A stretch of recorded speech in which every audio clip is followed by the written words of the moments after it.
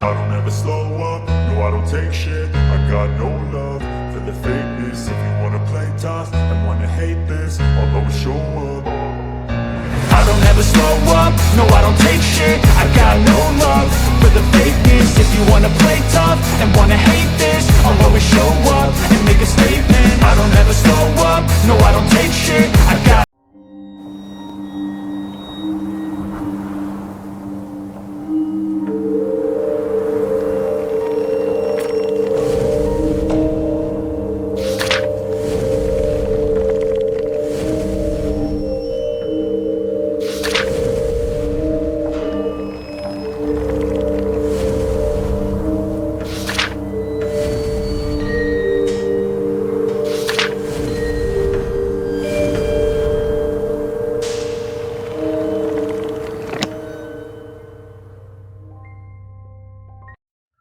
Halo, assalamualaikum Sobat CP dimanapun Anda berada.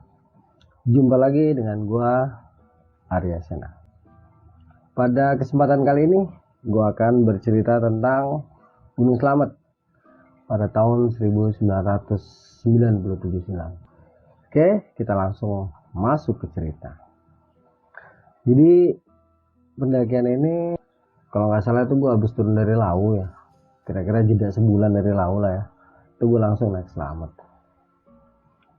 Tahun 97 ini juga bisa dibilang tahun keemasan gue, dimana saat itu gue masih berumur 20 tahun dan tentunya mungkin fisik gue tuh lagi sangat prima. Selain itu juga gue pada umur itu juga memiliki sebuah usaha ya, yaitu rental penyewaan VCD player juga compact disc-nya atau disingkat CD. Jangan CD yang lain nih mikirnya.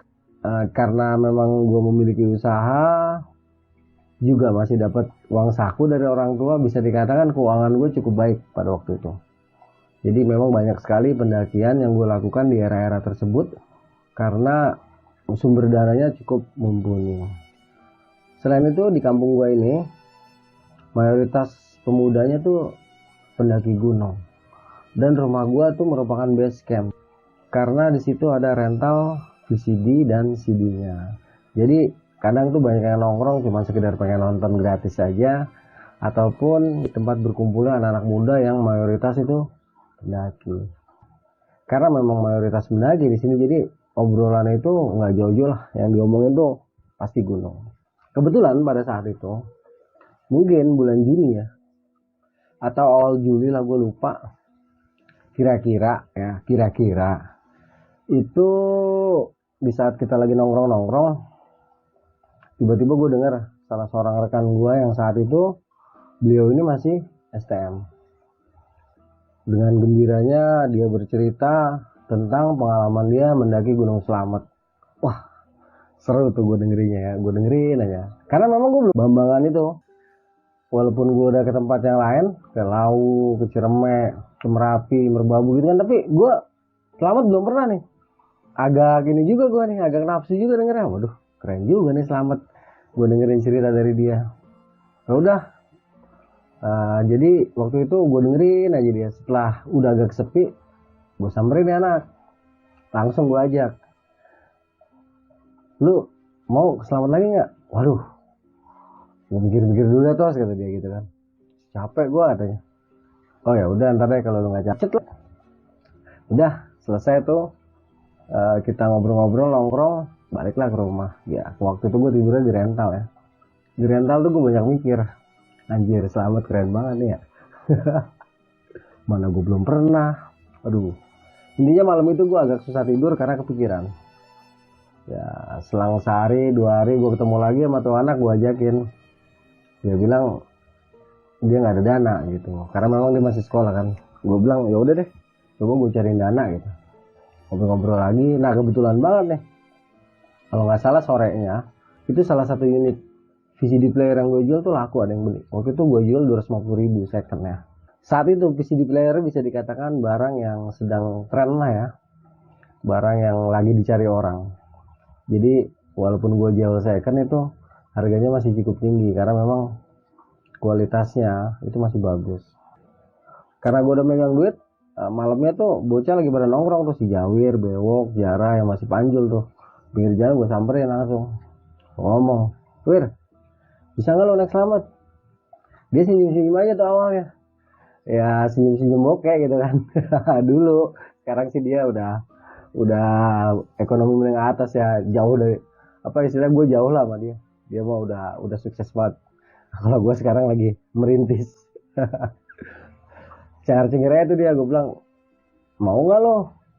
Terus dia bilang, "Kapan?" Ya ini kira-kira percakapannya kayak gitu. Gue bilang, "Ya lu kapan maunya? Besok gimana?" "Jadi besok ayo. Gua ada budget," gue bilang kayak gitu. Ya udah kata dia. Terus anak-anak yang lain pada bengong tuh. Ya udah ngobrol-ngobrol. Selesai ngobrol gue packing malamnya di rumah gue. Dia balik ke rumahnya, gue ke rumah gue packing. Alhamdulillah selesai tuh packing. Terus gue lupa lah, singkat kata datang pagi. Pagi itu sekitar jam 10 lah dia ke rumah gue tuh. Ngobrol-ngobrol. Kita rencananya naik apa? Mau naik bis atau naik kereta? Karena emang gue gak begitu suka naik bis, akhirnya kita putuskan, atau gue bilang naik kereta aja lah. Naik bis kagak enak, gak bisa ngerokok, atau macet lah, atau segala macam gitu lah. Intinya ini naik kereta deh. Nah si Jori juga, oh ya udah, gue juga males naik bis kata dia kalau nggak kepaksa. Setelah udah deal setuju, ya udah dia balik lagi ke rumahnya. Gue santai lagi di kamar gue.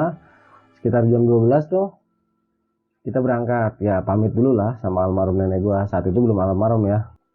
Setelah pamit kita langsung jalan tuh ke stasiun UP. Terus lanjut lagi ke stasiun Cikini. Dari Cikini turun naik P57 kita ke stasiun Senen. Itu kalau nggak salah dari rumah berangkat habis lohor sampai ke stasiun Senen tuh sekitar jam 2-an lah ya. Nah, di sana kita langsung buru-buru beli tiket kereta, yaitu kereta Tegal Arum. Saat itu harganya masih 5.000 ya. Karena memang kondisi kereta Tegal Arum itu masih KRD, seperti kereta Sukabumi lah ya, kereta sejuta umat. Walaupun begitu, ini kereta idaman banget atau kereta idola bagi gue. Karena harganya murah meriah dan bebas dari macet. Paling lama di Perwis doang. Ya singkat kata, setelah kita nunggu cukup lama di stasiun Senen bersama ratusan penumpang lainnya, datanglah sang naga besi parkir di peron stasiun Senen. Setelah kereta berhenti kita berebutan naik tuh. Wah, gede banget debu, orang-orang seru banget ya. Ya karena memang kita masih muda, akhirnya kita diri aja tuh di dekat pintu. Mungkin kereta itu berhenti sekitar 5-10 menit, terus bergerak meninggalkan stasiun Senen menuju ke stasiun Tegal. Ya gue lupa ingat lah, yang jelas tuh dari Senen nanti kita ke Jatinegara, dari Jatinegara kita Bekasi, dari Bekasi kita ke Cikarang, ya terus Karawang, Cikampek, ya kira-kira lepas maghrib kita baru sampai ke stasiun Cirebon. Itu penumpang udah agak berkurang. Nanti sekitar 2 jam lagi barulah kita tiba di stasiun Tegal. Nah di stasiun Tegal ini saat kita lagi desek-desekan gitu keluar, sampai di pintu keluar itu langsung diserbu sama tukang ojek, tukang beca. Ya bukan cuman gua sih, penumpang yang lain juga begitu, diserbu sama tukang ojek dan tukang beca. Wah macam-macam lah. Saat itu kita sedikit dipaksa untuk naik beca untuk diantarkan ke terminal. Di saat lagi kayak gitu tiba-tiba gua dengar tuh ada yang manggil gua, tok gitu kan. Gua ceringat bingung awalnya nggak. Begitu gua nengok sebelah kiri deh kalau nggak salah, gue lihat ada temen gue, dia dulu pernah tinggal di sini, kerja di salah seorang tokoh masyarakat, sebut aja tokoh itu namanya Pak Ajit almarhum. Ya udah, karena memang cukup kenal, akhirnya gue ngobrol-ngobrol tuh. Selamat dah tuh gue dari serbuan tukang beca dan tukang ojek. Tanya, lu mau ke mana? Gue bilang, gue mau ke Slamet. Kalau lu mau ke Slamet, jangan ke terminal Tegal, mending lu jalan kaki ke Jalan Raya Tegal Pemalang. Di situ lu tunggu bus aja. Itu bus Tegal Pemalang itu 24 jam kata dia. Gue bilang, "Oh ya udah makasih." Kayak gitu kan. Udah ngobrol-ngobrol sebentar terus kita gue pamitan sama dia. Udah jalan kaki tuh sesuai dengan yang dia kasih tahu, kita ke arah kanan stasiun. Itu jalannya ya nggak gede, jalan raya tapi bukan jalan utama ya. Nah, Jalan mungkin sekitar 1 kilo lah. Akhirnya kita sampai tuh ke jalan provinsi, jalan Pantura lah ya.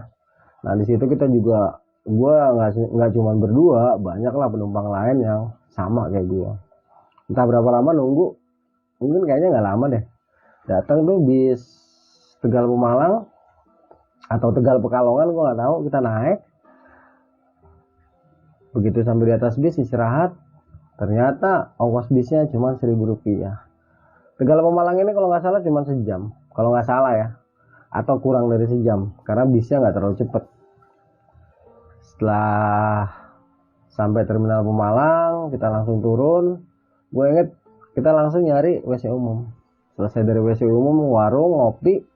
Gak lama tuh kita didatengin lah sama 4 orang. Gue nggak tahu apakah mereka ini pengamen atau memang preman di sana.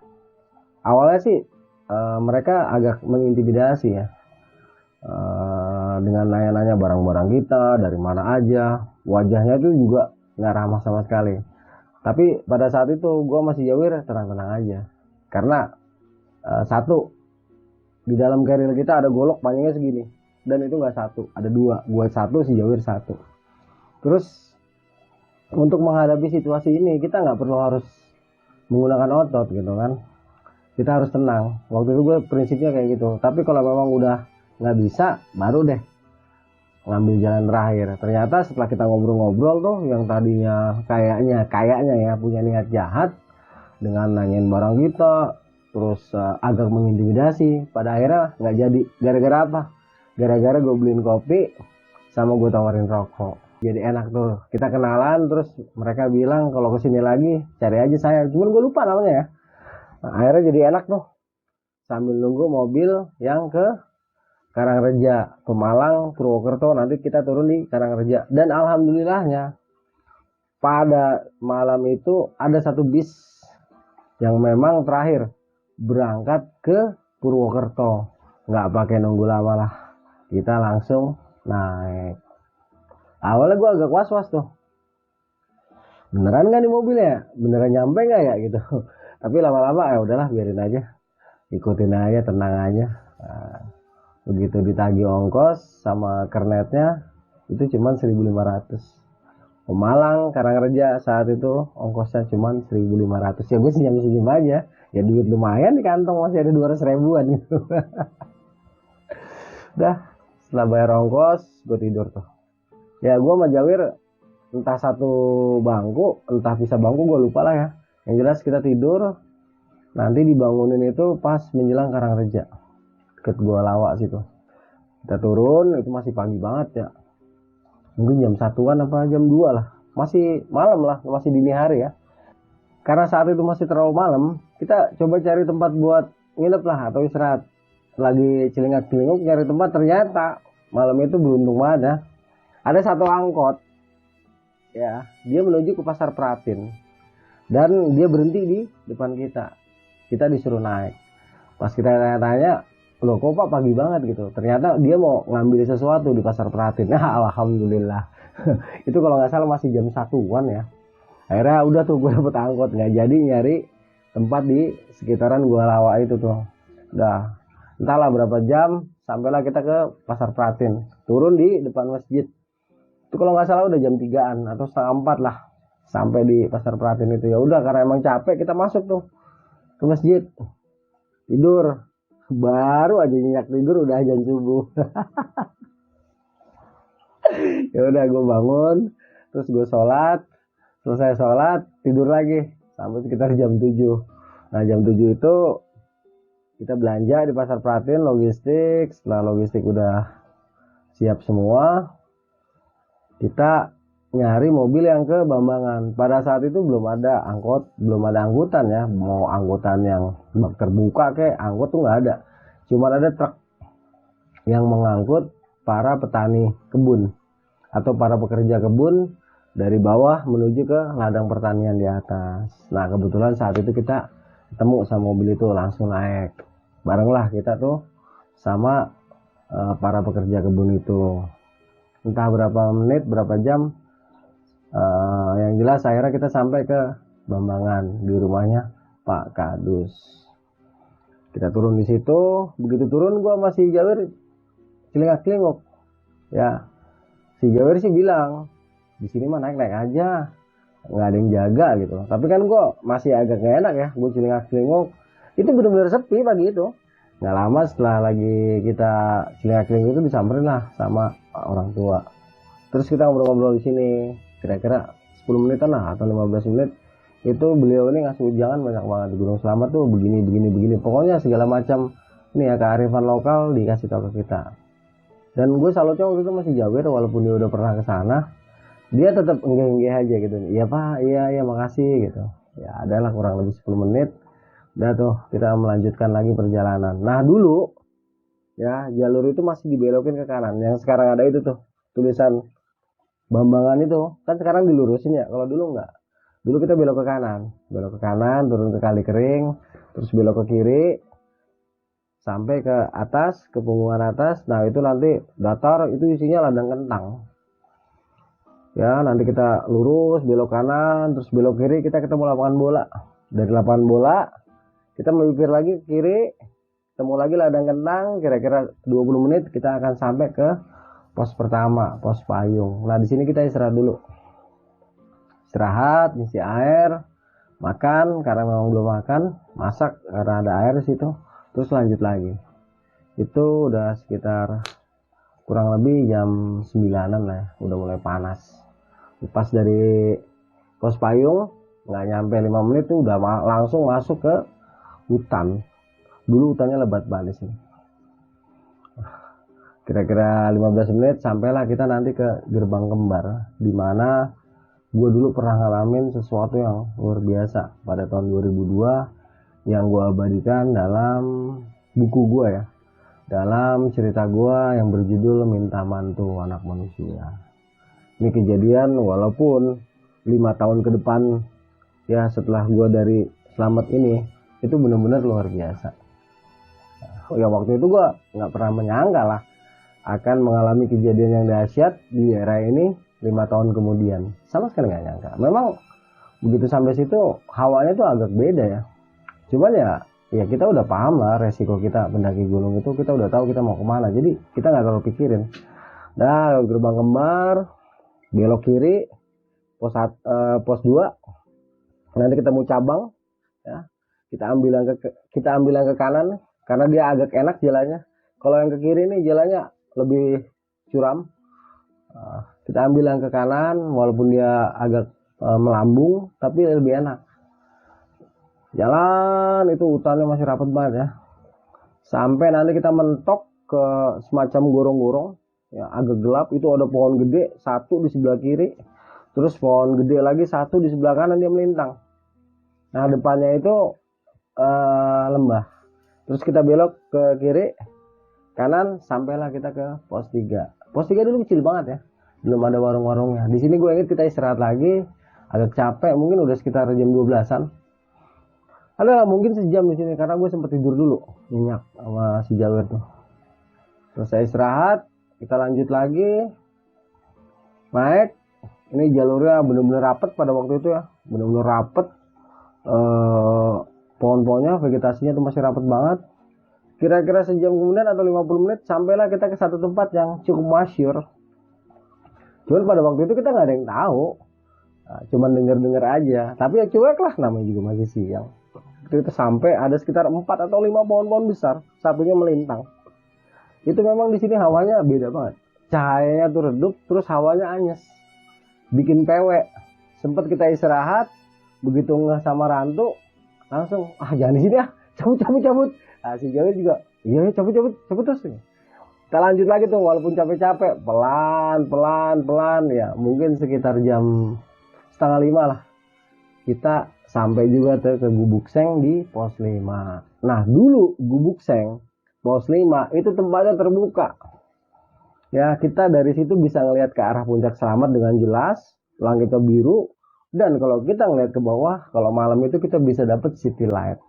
Jadi sangat berbeda ya pos 5 sekarang dengan pos 5 ketika gue dulu naik pertama kali ke sana.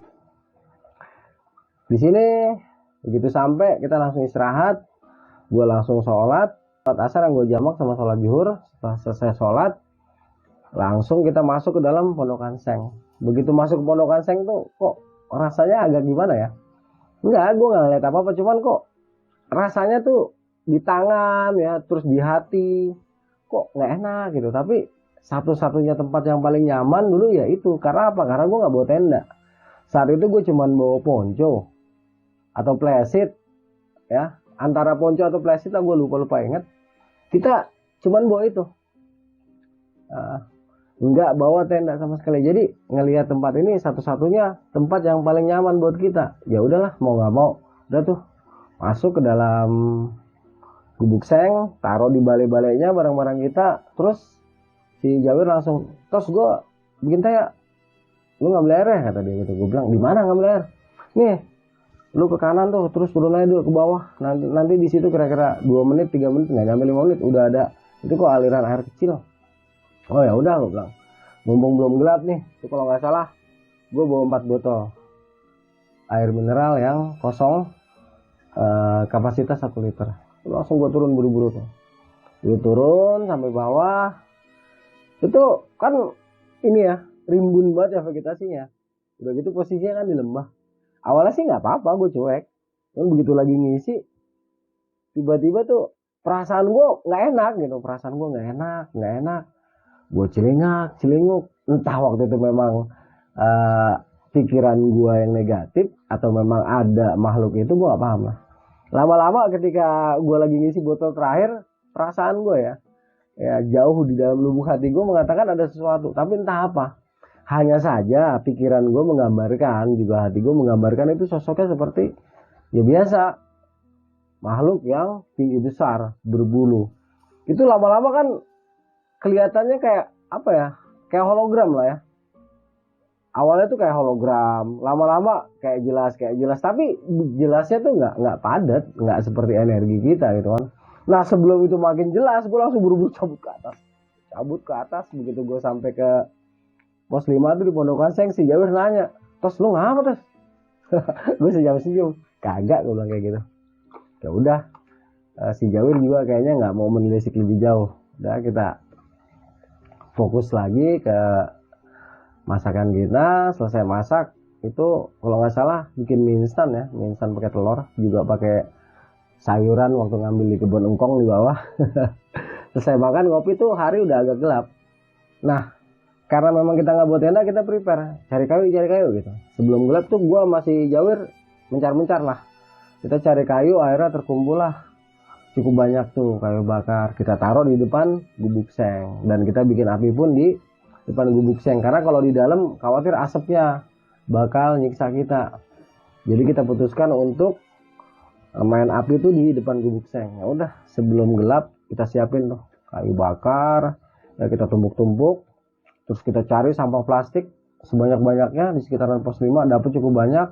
Nah itu plastiknya, jadi setelah kayunya yang kecil-kecil kita susun, plastik itu kita susun di atas kayu tuh. Terus kita bakarin sedikit-sedikit. Kebetulan pada saat itu kering, jadi mudah sekali untuk terbakar. Gak lama api jadi tuh. Api jadi, kita berdua-dua tuh, gue sama Jawir tuh di depan api unggun. Pelan, cahaya mulai redup, sangat redup, temaram, terus hilang.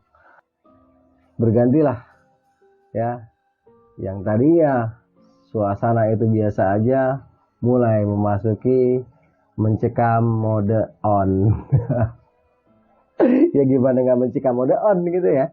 Gue dua doang sama si Jawir, waktu itu nggak ada pendaki lain ya. Tapi ya gimana, memang kita tahu kita mau ke Gunung Slamet, ya udah kita cuek aja tuh. Terus kita bakar-bakaran sambil ngopi, sambil nyemil yang kita bawa, sambil sekali kita nikmatin city light yang bagus banget tuh dari pos 5. Itu hawanya nggak enak, tapi gue sama Jawir berusaha untuk nggak mikirin lah, nggak usah kita pikirin lah, bodo amat. Ya kita nggak anggap. Udah sejam 2 jam, mungkin sekitar jam 9 ya, mungkin si Jawir udah nggak tahan. Akhirnya dia pamit sama gue, terus gue duluan terus ya katanya, gue ngantuk banget. Serius lu? Iya bodo amat kata dia gitu. Dia langsung masuk tuh. Terus nggak lama kedengeran suara dengkurannya dia. Sementara gua masih di depan api unggun. Karena apa? Nanggung. Kopi gua masih full. Ya, udah gua main bakar-bakaran sendirian tuh. Gua susun api sambil gua lihat celingak-celinguk. Karena kan perasaan namanya di gunung sendirian. Ya, walaupun temen tuh ada, tapi karena dia udah terpisah sama kita, terpisah dinding seng. Itu ada aja tuh gue celingak. Perasaan udah mulai enak, cuman gue cuekin. Gue terus. Sebelum si Jawir istirahat itu kan kita masang lilin dulu tuh di dalam gubuk seng. Itu di tengah kita pasang satu. Ya kita alasin batu, kita pasang satu. Terus di pinggiran pojok, ya kita pasang satu, alasin batu. Terus di dekat balai bambu, di atasnya, ya itu kita taruhin kaleng. Terus kita pasang. Jadi ada 3. Nah, itu kan angin itu kan membuat cahaya lilin itu goyang-goyang, obat kabit. Tapi ya awalnya gue biasa aja. Nah, sambil dengerin si Jawir ngorok, gue masih depan api unggun. Nah, posisi gue tuh ngebelakangin bangku kayu yang ada di depan kita. Kalau kita madep ke bawah, nah itu posisi gue ngebelakangin itu, gue ngadep ke arah pondokan seng. Di saat lagi anget-angetan kayak gitu, gue ngeliat awalnya tuh kayak ada bayangan ya, kayak ada bayangan orang jongkok, kayak ada bayangan orang berdiri, kayak ada bayangan orang bolak-balik. Awalnya gue pikir itu si Jawir, gue mikirnya gitu. Tadi gue belum ngeh, si Jawir masih aja bolak-balik. Ini belum ngeh, tapi lama-lama lah, kan dia molor gitu kan. Begitu gue ngasih Jawir ini udah tidur, gue baru mikir, bayangan apaan tuh ya? Apa ini ya, lilin goyang-goyang ya, jadi kayak ngebentuk tubuh manusia atau apa. Pertama gue mikir kayak gitu, lama-lama gue merinding. Gue lihat betul-betul ada satu bayangan yang kayak orang jongkok, goyang-goyang gitu, goyang-goyang. Dalam hati gue, wah ini orang bukan ya? Jawir nggak mungkin. Wah itu kepala gue udah bagol loh, udah merinding. Ya udah, badan gue udah merinding semuanya, udah gak enak banget posisi gue pada saat itu. Dan gue kalau naik itu kan dulu selalu bawa garam, ya garam kasar. Kadang-kadang kalau ada garam kasar, kalau ada garam dapur ya garam dapur. Biasa tuh garam yang kotak-kotak itu, biasa gue bawa 2 kotak, paling banyak 4 kotak. Karena situasinya udah mulai gak enak dan gue udah mulai melihat sesuatu. Tapi waktu itu gue belum bisa memastikan apakah ini penampakan atau bukan, hanya bayangan aja. Tetapi seluruh tubuh gue tuh udah merinding habis-habisan. Udah sambil gue bakarin garam, butak. Terus gue berusaha untuk tenang. Tapi lama-lama gue ini juga penasaran juga. Anjir apaan sih tuh? Kok dari tadi kayak bolak-balik gitu. Udah, garam terakhir gue masukin, golok gue ambil, gue taburin garam. Ya gue baca ya azimu 11 kali, tahan napas, gue tiupin ke golok. Ya bukan masalah goloknya, bukan masalah garamnya. Ya kalau kita mau nulis, kita butuh pulpen sama kertas. Nah ini sama aja kayak gitu. Kalau kita mau beraksi, kita butuh sesuatu. Saat itu yang paling tepat dan yang paling gue butuhkan adalah golok. Karena gue bukan percaya goloknya, gue percaya sama pencipta golok dan pencipta seluruh semesta ini. Itu hanya sebagai senjata gue ataupun perantara gue untuk melakukan sesuatu. Udah enak, udah mantep, gue gebrak kaki gue langsung pelan-pelan masuk ke dalam pondokan seng. Itu deg-degan banget gue pas mau masuk pondokan seng, yang deg. Ngeri ada sesuatu. Begitu gue sampai ke dalam, itu gak ada apa-apa. Gue celingak, si Jawir juga tidurnya nyenyak, anteng kan. Udah, pintu seng pondokan itu langsung gue tutup. Pelan-pelan gue tutup, ya. Terus gue langsung menuju ke balai-balai kayu. Taruh golok samping, ya pakai training, pakai sarung, ya itu entah plesit atau ponco gue lupa. Itu langsung aja gue tutupin ke seluruh badan gue. Iya emang ketutup seluruh badan gue, mata gue ketutup juga. Iya, tetapi ya di saat itu mulai kedengeran suara kayak kresek. Emang gue saat itu posisinya udah mulai skut ya. Bohong lah, yang namanya manusia kalau nggak punya rasa takut itu bohong ya, karena rasa takut itu fitrah yang dimiliki oleh semua makhluk ya. Itu pasti hukumnya, nggak mungkin enggak. Jadi pada waktu itu gue udah mulai skut banget, cuman tetap berusaha untuk tenang. Itu suara kresak kresek kresak kresek, gue nggak tahu suara apa nih, apa suara tikus gunung ya, atau suara plastik ya, keseret-seret angin, pokoknya gue nggak tahu lah, intinya gue udah merinding banget ya. Terus di sela-sela itu suara pintu seng itu perasaan sih udah gue kunci ya, perasaan itu kayak kebuka ketutup, suara ngek, udah gue diem, gue tenangin diri gue sebisa-bisanya, gue atur napas gue untuk tenangin diri gue, dan gue berselawat. Namanya kita berusaha untuk mengendalikan rasa takut itu memang butuh perjuangan ya, karena musuh terberat manusia itu satu, rasa takut, kedua, rasa sombong ya. Nah, rasa takut dan rasa sombong ini bisa menimbulkan efek yang berbahaya buat kita. Ketakutan yang berlebihan bisa menyebabkan kita celaka. Kesombongan itu nggak boleh ada sama sekali, karena itu milik Allah. Tetapi manusia banyak yang nggak sadar ya dengan dua hal itu mengerikan lah, jangan lah ya. Jadi setelah berusaha untuk tenang, ya nggak selesai urusan tuh, tetap walaupun kita baca-baca tetap. Setelah itu pertama kayak kedengaran di genteng itu, di atap seng itu kayak suara duang, nggak tahu kayu jatuh ya, nggak tahu batu, nggak tahu memang ditimpuk sama sesuatu, intinya bunyi gumbrang. Gue agak kaget tuh, mana tuh malam berdua-dua doang di pos 5. Pos 5 sekarang rame ya, ada warungnya. Dulu baru-baru warung jurik iya. Tuh bener, gue udah tegang banget tuh, gumbrang. Gue terus baca-bacaan, udah agak tenang lagi hati gue. Tiba-tiba tuh kan itu semuanya serba seng ya sekelilingnya kan, itu kayak ada yang gesek-gesek pakai kayu gitu, gede-gede. Entah itu ranting pohon, semak-semak yang ada di sekitar situ terkena angin terus menimbulkan bunyi gesekan antara ranting dan seng atau apa, gue nggak tahu. Pokoknya itu suasana udah bener-bener tegang banget gue. Ya, gue coba baca-baca, gue tahu bukan bacaan yang hebat, ya. Bukan orang yang baca yang hebat, ya.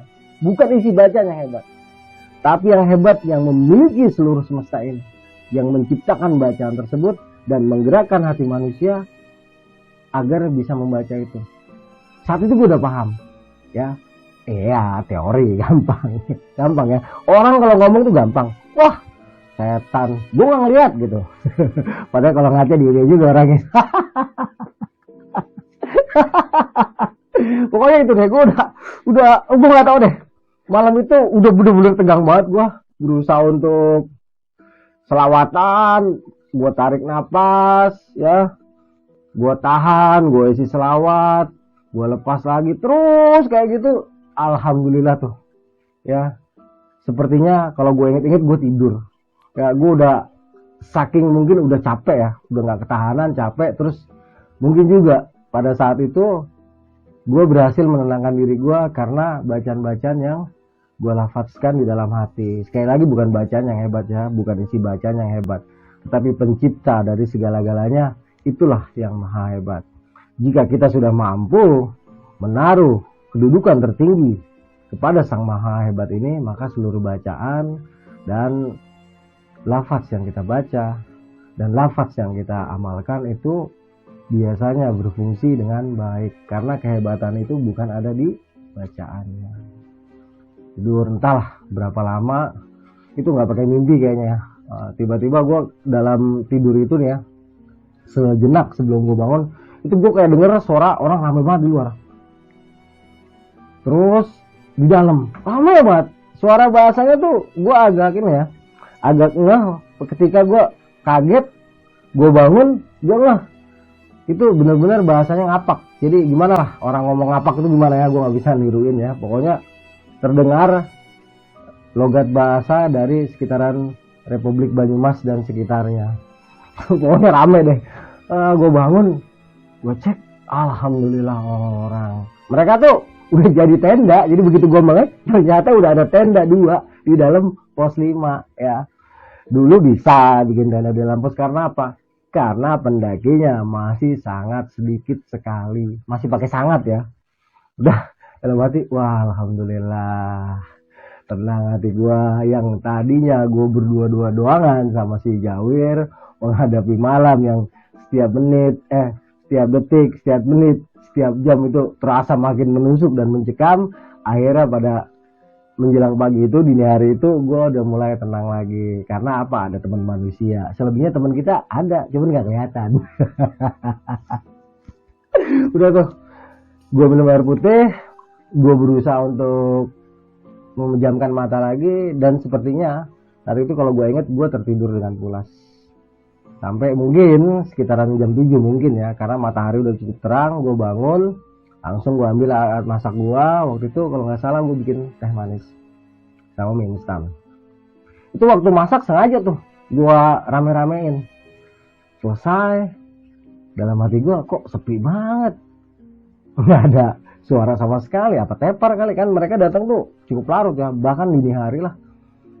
Gue lihat-lihat, terus gue coba panggil, Mas, Bang, gitu, nggak ada jawaban.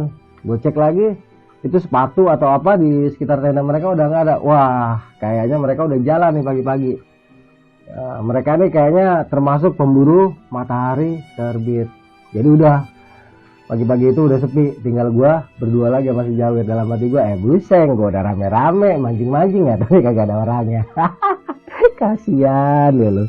Udah nggak lama si Jawir bangun, kita masak mie, ngeteh, prepare untuk melakukan summit attack dari pos 5 menuju ke puncak. Saat itu gua masak agak berlebihnya nasi ya, untuk bekal kita di perjalanan nanti. Selebihnya cemilan-cemilan kita itu kita siapkan juga. Setelah semuanya memang udah siap, kita langsung bergerak meninggalkan pos 5 menuju ke Pelawangan.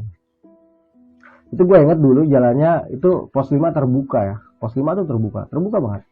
Itu keluar dari pos 5, baru nanti ada hutan Candigi sedikit. Keluar dari situ nanti juga langsung alang-alang lagi, ya. Campuran sama kayak pohon lamtoro, gue nggak tahu nama pohonnya apa. Nanti kita melipir ya, punggungan ke kanan. Itu masih agak landai. Terus naik parah, berdebu, parah banget naiknya. Itu pun terbuka jalurnya ya, terbuka sampai nanti kita ke inilah puncak punggungan, terus belok ke kiri, lurus lagi, kita sampai ke pos 6 atau pos 7, gue lupa ya. Kita istirahat di situ, sikat lagi naik. Ini jalur udah nggak pakai bonus, terus udah mulai Candigi, semak-semak dan alang-alang. Terus jalanan makin berbatu, makin terjal. Tibalah kita ke Pelawangan. Di Pelawangan ini istirahat dulu. Gue nanya sama si Jawir, "Wir, itu puncaknya bukan?" "Iya, Tos, itu puncaknya." Bah, anjir, dalam hati gue, keren nih, dikit lagi. Berapa lama kira-kira? Ya, nggak nyampe sejam udah muncak kita. Wah, semangat dah gue.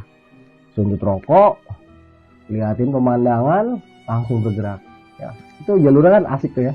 Mulai dari Pelawangan sampai ke Benteng Gunung. Wah, batu-batu tuh kita ikutin sampai di tengah-tengah tuh, waduh, pemandangan bener-bener indah banget ya. Bukan indah tetangga gua, bukan. Tapi pemandangan ini yang indah, bener-bener indah banget. Itu langit biru banget. Itu memang kalau langit biru begitu, itu pasti panas hawanya. Tapi ya nggak masalah, resiko dalam perjalanan, resiko dalam pendakian. Karena harga yang harus dibayar untuk menggapai keindahan adalah sebuah perjuangan. Ya, keringat yang bercucuran, tekad yang diuji, juga fisik yang dikuras habis-habisan. Itu harga yang harus dibayar dari sebuah keindahan. Tetapi jangan terlalu mahal bayarnya ya.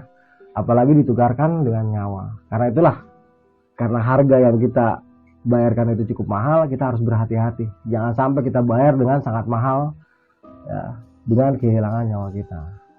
Benar-benar indah. Pada saat itu Gunung Sawat benar-benar indah. Ya kurang lebih setengah jam lah, karena saat itu fisik gue masih gile bro, umur 20 tahun gue lagi ganteng-gantengnya itu. Lu narsis banget lu bang, bodoh gue ini. Itu gue sampailah ke Benteng Gunung. Di sini gue juga takjub ya, sebelah kanan puncak Slamet, lurus ke depan itu apa namanya, kawah Slamet ya, dengan kaldera, bukan kaldera apa sih, daratan yang ada di sekitar kaldera Slamet tuh luas banget ya, mirip-mirip Raung dikit lah ya.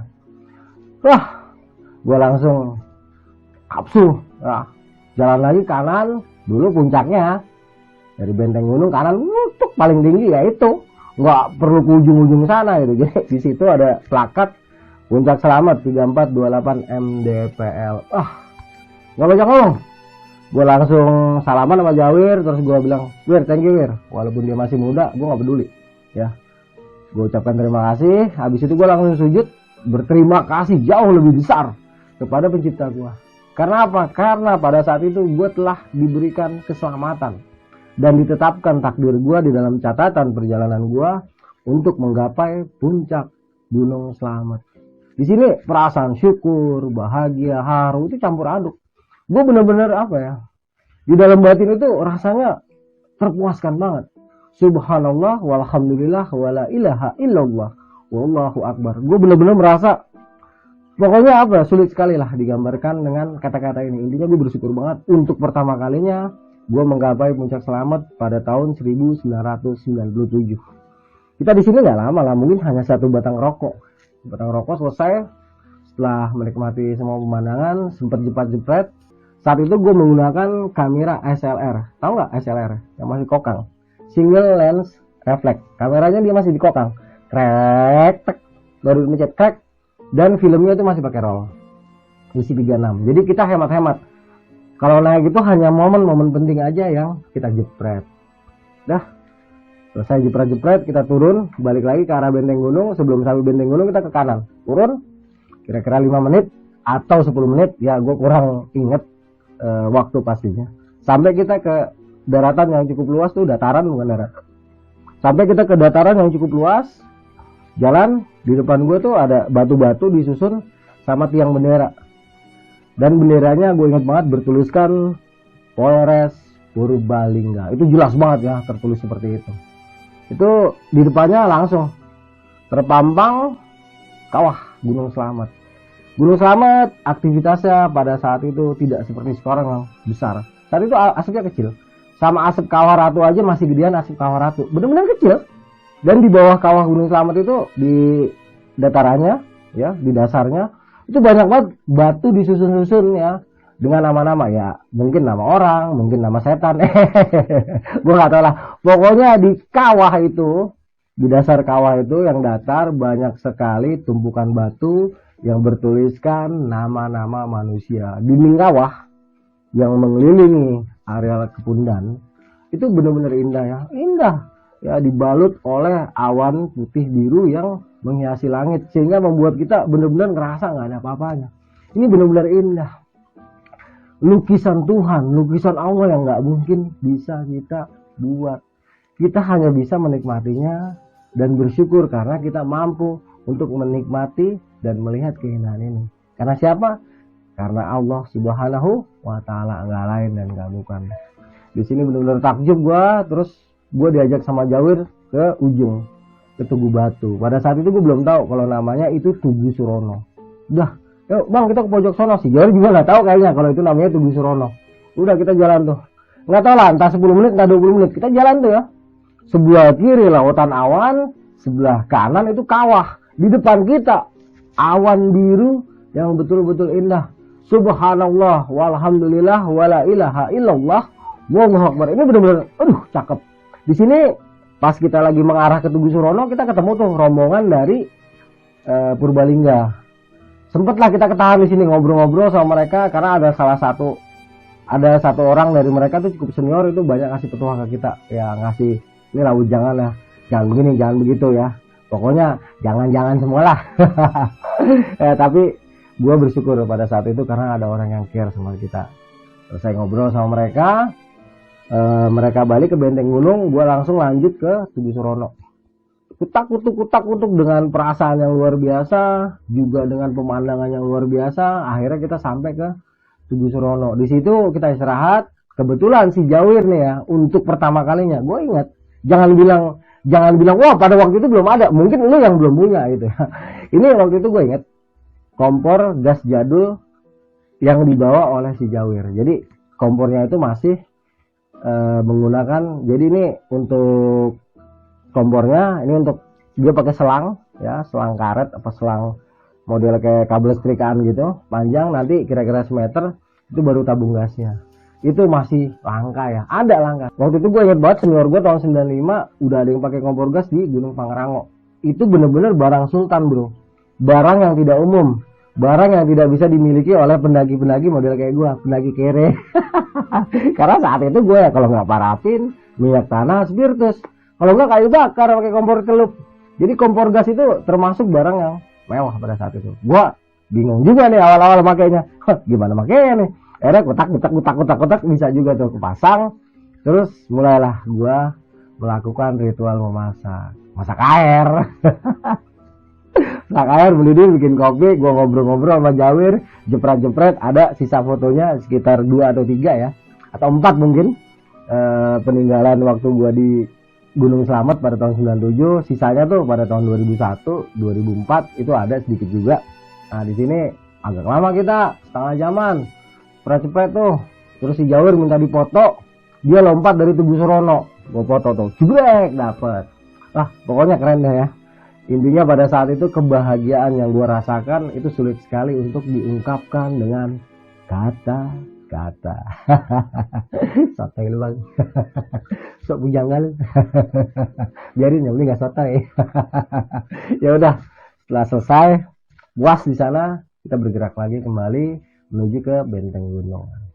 Sepanjang perjalanan ini sempatlah gue sekali 2 kali cepret-cepret untuk mengabadikan situasi, karena roll film yang gue pakai itu roll film kadaluarsa, jadi harus gue habisin dan harus segera gue cetak nanti kalau udah sampai Jakarta. Singkat kata, kita sampai ke Benteng Gunung, ambil lagi 1 atau 2 frame, terus kita mulai bergerak turun, terus kita mulai menuruni jalur ke arah Pelawangan. Mungkin sekitar 10 atau 20 menit kita sampai Pelawangan, jalan lagi terus turun sekitar setengah jam atau mungkin lebih, sampailah kita di pos 5. Di pos 5 ini kita ketemu nih rombongan dari, kalau nggak salah mereka orang-orang Purbalingga ya. Iya, orang-orang Purbalingga. Mereka ada sekitar 7 orang. Kita ketemu lagi sama mereka di sini, ngobrol-ngobrol, dan kita diajak untuk ngebes lagi. Ah, enggak. Gue tanya, "Wir, ngebes lagi?" "Enggak, turun aja," kata dia. Waktu itu si Jawir sih nggak ngomong, dia nggak cerita ada apa enggak. Ya gua rasa nih anak juga tahu tapi cuek, karena emang orangnya nggak mau tahu urusan kayak gitu-gituan. Setelah kita ditawarin kita nggak mau, kita masak, ngemil lagi, terus gua ngambil air lagi ke bawah. Pas lagi ngambil air juga alhamdulillah nggak ada apa-apa. Balik lagi ke atas, terus saya minum teh, ngudut, packing. Terus sekitar jam 1 kita mulai bergerak turun menuju ke Bambangan. Tak, mungkin sekitar 10 atau 20 menit sampailah kita ke pos 4. Pada saat itu pos 4 masih betul-betul rimbun ya. Seingat gue matahari aja tuh susah masuk ke dalam pos 4, dalam artian suasananya tuh benar-benar redup. Tapi waktu itu gue nggak ngaruh ya, karena kita tahu lah resiko kita sebagai pendaki. Dan keangkeran pos 4 Samarantu ini sudah sangat menggelegar ya, menggelegar banget. Tapi saya syukur alhamdulillah tidak membuat kita bergetar ketakutan, enggak. Begitu sampai ke Samarantu capek nih, karena apa, kita dari puncak kan sebelumnya, dan suasana di situ tuh emang enak, pewek, bawahnya tuh adem, pengen ngaso, pengen ngebes kalau perlu ya. Karena waktu itu mungkin gue sama Jawir ya menganggap saat itu masih siang, jadi walaupun Samarantu kita cuek-cuek aja lah. Gitu duduk istirahat, speak lah, "Wir, nasi yang tadi masih ada nggak?" Masih, "Makan sini yuk." "Ayo," kata dia. Begitu nurunin keril mau makan, tiba-tiba gue sama dia yakin kok rasanya beda ya gitu. Sambil lihat berkeliling itu pohon-pohon gede, rasanya ada sesuatu tapi gue nggak tahu apanya, nggak kelihatan apa-apaan, cuma tiba-tiba hati nggak enak banget. Terus si Jori gue ngomong, "Ntar aja makannya deh di bawah," gitu kan. Ya udah deh, nggak jadi tuh kita makan di situ, karena apa, perasaan tiba-tiba nggak enak, nggak ada apa-apa, nggak tahu lah ada apaan. Kita langsung buru-buru rapiin lagi, terus bergerak turun menuju ke pos 3. Itu gue inget antar pos itu ya antara 10 sampai 20 menit ya, karena memang fisik kita masih cukup bagus. Kita jalan tuh setengah lari, dak sampai ke pos 3, istirahat, sebatang rokok, sikat lagi, karena 3 ke 2 ini kan agak jauh. Terus sikat mungkin sekitar 30 menitan sampai ke 2, istirahat lagi, habis itu sikat lagi lari. Nah dulu jalurnya masih menggunakan jalur yang lama, dimana kita akan melewati gerbang kembar atau pohon kembar yang pada saat itu tidak semua orang mengetahuinya. Nah, setelah gerbang kembar kita masuk hutan lagi, kira-kira 10 menit lah, 15 menit, sampailah kita ke ujung hutan. Itu udah kelihatan tuh pos payung di depan kita. Sampai situ kita istirahat. Itu saat itu mungkin sekitar jam berapa? Jam 3 lah kurang lebihnya lah. Karena memang agak letih. Awalnya tuh naruh keril doang sambil tidur-tiduran. Ketiduran. Itu tidur nyenyak banget gue. Gue gak tau lah. Gue sama Jawir sama-sama pelor soalnya. Nempel langsung molor. Alhamdulillahnya sebelum maghrib kita udah bangun. Ya gue gak tahu jam berapa. Intinya tuh matahari udah redup cahayanya. Udah gak terang. Nah mungkin sebentar lagi maghrib lah ya. Begitu sadar kayak gitu langsung cabut ayo. Langsung dia bangun, ayo atas. Nah, kita langsung bergerak tuh. Ya habis minum air putih semi lari. Kira-kira mungkin 20 menit kemudian pas banget maghrib lah. Kita sampai tuh ke pos Bambangan. Begitu sampai ke Bambangan, turun kita ketemu nih bapak-bapak yang kemarin nasihatin kita. Ngobrol-ngobrol ternyata dia tuh Pak Kadus. Waktu itu rumahnya belum dijadikan base camp pendakian. Masih rumah. Gunung Slamet waktu itu belum ada, base camp pendakiannya belum ada. Kita diajak mampir tuh ke rumah beliau. Awalnya cuma disuruh ngeteh dan istirahat. Tapi karena udah malam, beliau tuh berbaik hati mengizinkan kita untuk menginap di kediamannya. Alhamdulillah. Udahlah nginep ya, gratis, dapat teh manis gratis, dapat makan gratis, dapat cemilan gratis. Subhanallah, walhamdulillah, wala ilaha illallah, wallahu akbar. Inilah yang sering gue maksudkan, Tuhan bersama para pendaki. Setelah itu semua selesai, tuan rumah pamit, lampu-lampu dimatiin, kita pun tidur. Emang dingin, tapi karena capek ya nyenyak. Nah, singkat kata sampailah pagi. Begitu melek mata, udah ada singkong rebus, udah ada teh manis. Terus dikasih sarapan habis itu. Gak lama ada truk nunggu di depan rumah Pak Kadus, dan truk itu menunggu kita. Ya udah, kita langsung pamit sama Pak Kadus, kita ucapkan terima kasih yang banyak, terus kita langsung naik truk. Truk itu mengantar kita sampai ke Pasar Pratin, karena nanti dia mengarah yang ke Purwokerto. Kita turun di Pratin, naik angkot, udah sekitaran jam 7 kali ya, sampai ke Karangreja itu di Gua Lawa itu mungkin setengah 8 atau jam 8 kurang lebihnya ya, karena matahari udah cukup terang. Dan kebetulan kita nggak lama nunggu tuh, bis jurusan Purwokerto Pemalang ataupun Pemalang Purwokerto itu lewat. Naik, begitu di bis ya ngobrol-ngobrol sebentar, habis itu ya karena memang gue nggak terlalu akrab, kita dalam lamunan masing-masing ya, atau tidur gue lupa. Singkat kata kita sampai ke terminal Pemalang. Nah di sini gue misah sama Jawir ke Jakarta menggunakan patas AC. Gue ingat waktu itu harganya masih 9.000 perak. Patas AC Pemalang Jakarta ataupun Jakarta Pemalang itu masih 9.000 perak. Setelah Jawir itu naik dan bisnya jalan, gue naik bis reguler ke arah Semarang. Ya pada saat itu jalannya masih berkelok-kelok ya, masih jalan lama, jadi sampai Semarang itu gue cukup lama. Nah, singkat kata setelah mungkin sekitar 3, 4 atau 5 jam ya gue ada di dalam bis itu, sampailah kita ke kota Semarang. Itu gue turun di jembatan Kaligawe.